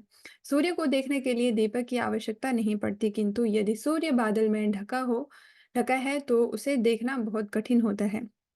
इसी तरह वेदांत सूत्र सूर्य के तुल्य हैं, किंतु मायावादी व्याख्याएं असली अर्थ को ढक लेती हैं। मायावादी कभी भी प्रत्यक्ष अर्थ ग्रहण नहीं करते, यहाँ तक कि बड़े बड़े राजनेता जो मायावादी दर्शन से प्रभावित होते हैं, वैदिक साहित्य के अर्थ को ये सोचकर कि कुरुक्षेत्र का अमुक अर्थ है और धर्म क्षेत्र का अमुक अर्थ है, ढक देते हैं। इसलिए हमें चाहिए कि हम मूल पाठ को सुने, तब इसका प्रभाव पड़ेगा। श्रवणम कीर्तनम विष्णु को यथारूप में सुनना चाहिए, तब विष्णु का ध्यान किया जा सकता है और स्मरण भी। इसी तरह व्यक्ति हर्षित होता है। नंदन का अर्थ है सुहाना। इस तरह हर्ष के आगार के संपर्क में पहुंचा जा सकता है। इसलिए जो लोग कृष्ण भावनामृत का अनुशीलन कर रहे हैं, उन्हें कृष्ण के विषय में सुनना, बोलना तथा कृष्ण के संबंध में ही व्यवहार करना होता है। कुंती देवी भगवान कृष्ण को बताती हैं कि इस विधि से किसी ना किसी दिन आपको देखा जा सकता है, और जब कोई व्यक्ति कृष्ण को देखता है तो क्या प्रभाव होता है? भव प्रवाहो परमम। प्रवाह का अर्थ धारा है। जब नदी में अत्यंत वेगवती धाराएं आती हैं, उस समय यदि कोई पशु उसमें फेंक दिया जाए तो वह बह जाएगा। इसी तरह हम भौतिक प्रकृति की धाराओं द्वारा बहा लिए जा रहे हैं। ये धाराएं प्रशांत महासागर में उठने वाले विशाल तरंगों के समान हैं, जो एक के पीछे एक आती रहती हैं। क्योंकि हम भौतिक प्रकृति के गुणों की पकड़ में हैं, इसलिए हम दूर बहा बहा लिए जा रहे हैं। इसलिए भक्ति विनोद ठाकुर कहते हैं, मायार वशे अ, यच्छाभेसे, तुम प्रकृति के धाराओं द्वारा बहा लिए जा रहे हो। ये धाराएं सॉरी ये धाराएं भूख प्यास की, जन्म मृत्यु तथा बुढ़ापे की धाराएं हैं, मोह की धाराएं हैं। हम आत्माएं हैं, किंतु भावसागर में डाल दिए जाने के कारण हमें ये धाराएं बहाए लिए जा रही हैं। किंतु यदि हम चौबीसों घंटे कृष्ण के विषय में सुनते, कीर्तन करने तथा गंभीरता पूर्वक सेवा करने में लगे रहते हैं, तो यह धारा रुक जाएगी। जब धारा रुकेगी, यह धारा रुकेगी कहाँ? कुंती देवी भगवान से कहती हैं, पद्माम्बुजम पाद भुजंगम भुजंगम, यह आपके चरण कमलों में आकर रुकेगी। मनुष्य को सीखना पड़ता है कि किस तरह कृष्ण के चरण कमलों को देखा जाए, उन पर तुलसी तथा चंदन लेप चढ़ाया जाए, तभी भौतिक जीवन की यह धारा रुकेगी। सागर में धाराएं हो सकती हैं, किंतु यदि मनुष्य को अच्छी नाव मिल जाए तो वह इन धाराओं को ढंग से पार कर सकता है। श्रीमद् भागवतम के अन्य श्लोक में उल्लेख है कि समाश्रिता ये पद पल्लव पल्लवम, कमल की पंखुड़ी छोटी नाव की सदृश होती है। अतएव इस श्लोक में कहा गया है कि यदि कोई व्यक्ति कृष्ण के चरण कमलों की पंखुड़ी रूप नाव में शरण लेता है, तो जन्म मृत्यु का सागर गोखुर में भरे जल के समान नगण्य बन जाता है। भारत में बरसात के दिनों में सड़कें कीचड़ से भर जाती हैं, और जब उन पर गौएं तथा बछड़े चलते हैं तो चलने से खुर के गड्ढे बन जाते हैं, जिनमें पानी भर जाता है। किंतु ऐसे दर्जनों गड्ढों को आसानी से लांघा जा सकता है। इसी तरह अन्यों को यद्यपि जन्म मृत्यु के सागर महासागर की भांति लगता है, किंतु भक्त के लिए वह गोखुर के समान है और वह इसे आसानी से लांघ सकता है। इसी तरह भक्त को परम पदम अर्थात परम धाम प्राप्त होता है। तो फिर यह भौतिक जगत कैसा है? पद पदम यत् विपदम, यह स्थान भक्तों के लिए नहीं, अपितु उन लोगों के लिए है जो कष्ट पा रहे हैं। इसलिए कुंती देवी ये सुझाव रखती हैं, तुम्हारे कष्ट की दवा कृष्ण भावनामृत है, इसे ग्रहण करो और सुखी बनो। ये चैप्टर होता है यहाँ पे समाप्त। इस चैप्टर का अगर हम एक समरी देखें तो इसमें हमें पढ़ने को मिला नवधा भक्ति, 9 प्रकार की भक्ति का एक स्टेप्स बताए गए हैं कि हमें किस प्रकार शुरू करना चाहिए। तो इसमें सबसे पहले आता है श्रवणम। श्रवणम मीन्स सुनना, भगवान के विषय में सुनना। तो इसमें श्रील प्रभुपाद बता रहे हैं कि हमें सुनना है भगवान कृष्ण के बारे में, अन्य किसी के विषय में सुनने की कोई आवश्यकता नहीं है। भगवान कृष्ण के विषय में सुनना, और किससे? एक प्रामाणिक वैष्णव आचार्यों से सुनना। अब जैसे हमने पीछे भी बात की कि हमें एक प्रामाणिक वैष्णव संप्रदाय की आवश्यकता होती है। जैसे 4 संप्रदाय बताए गए पीछे, तो उन्हीं में से जो प्रामाणिक है उन्हीं से सुनना चाहिए, जो अप्रामाणिक है उनसे नहीं सुनना चाहिए। क्यों? क्योंकि वैष्णव आचार्य हमें बताते हैं कि अप्रामाणिक संप्रदाय से जब हम सुनते हैं तो वो जस्ट ऐसा हो जाता है कि जैसे एक एक दूध रखा होता है, एक कटोरे में दूध रखा होता है, और उसको अगर एक सांप ने पी लिया हो तो वो दूध क्या हो जाता है? विषैला हो जाता है। ऐसे तो दूध क्या माना जाता है? अमृत माना जाता है। लेकिन अगर उसी दूध को एक सांप पी ले तो वो क्या हो जाता है? जहर हो जाता है। और उस दूध को अगर कोई व्यक्ति पीता है तो क्या होता है? वो अमृत की तरह असर नहीं करेगा, वो एक जहर की तरह असर करेगा। तो इसी प्रकार जो श्रवण है वो हमें प्रामाणिक वैष्णवाचार्यों से ही सुनना चाहिए, तभी वो अपना कार्य करेगा। जैसे हम मेडिसिन लेते हैं, तो मेडिसिन अगर हमें प्रॉपर ली होती है, प्रॉपर डोजेज के साथ ही होती है, तो हमें वो इफेक्ट करती है। अदरवाइज क्या करता है? उसका उल्टा असर पड़ता है। तो उसी प्रकार जब हमारा श्रवण होता है तो उससे क्या होगा? हम नेक्स्ट स्टेप पे आते हैं, कीर्तन पे। जब हम सुनते हैं तो फिर हम क्या करते हैं? उसके बारे में सोचते हैं, विचारते हैं, और उसी को आगे बढ़ते हैं। तो फिर क्या हो जाता है? वो प्रचार के रूप में भक्त जो होते हैं वो प्रचार करने लगते हैं। उसके बाद आता है अर्चनम। मतलब किस प्रकार से हमें अर्च विग्रह की सेवा करनी चाहिए, वो हम शिला प्रभुपाद बता रहे हैं कि अर्च विग्रह मतलब भगवान के जो विग्रह होते हैं, उनको हमें किस प्रकार सेवा करनी चाहिए। लाइक हमें उनको प्रॉपरली ड्रेसअप करना चाहिए। भगवान तो क्या है, भगवान षड ऐश्वर्य से पूर्ण है। तो हमारे पास इतना नहीं है, लेकिन हम जितना भी कर सकते हैं, हमें भगवान को बहुत अच्छे से मेंटेन करना चाहिए। उनको ड्रेसेस अच्छी-अच्छी देनी चाहिए। हम लाइक अपने लिए अगर हम इतना सारा बनाने की कोशिश करते हैं, हमें ये पसंद है, तो हमें पता है कि भगवान को क्या चीज़ प्रसन्नता दे सकती है, हमें अपने से पूरा एफर्ट्स देना चाहिए। और ये सब कैसा होना चाहिए? एक वैष्णव आचार्य के अंतर्गत होना चाहिए। जैसे हमें वैष्णव आचार्य रिकमेंड करते हैं, उसी के अकॉर्डिंग हमें ये भक्ति के जो अंग हैं, वो आगे धीरे-धीरे हमें बढ़ना चाहिए। तो जब हम इस प्रोसेस में बढ़ने लगते हैं, तो भगवान के चरण कमलों को प्राप्त करने का बहुत बहुत सरल हो जाता है उनको प्राप्त करना।